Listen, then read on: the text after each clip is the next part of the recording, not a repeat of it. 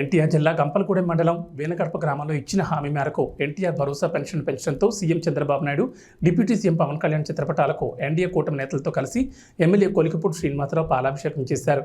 అనంతరం మేళతాళాలతో వేనగడప తాండాలోని ఇంటింటికి స్వయంగా వెళ్లి లబ్ధిదారులకు పెన్షన్ పంపిణీ కార్యక్రమం చేశారు. ఈ కార్యక్రమంలో గంపలగూడెం మండలం టీడీపీ నాయకులు, కార్యకర్తలు పెద్ద ఎత్తున పాల్గొన్నారు.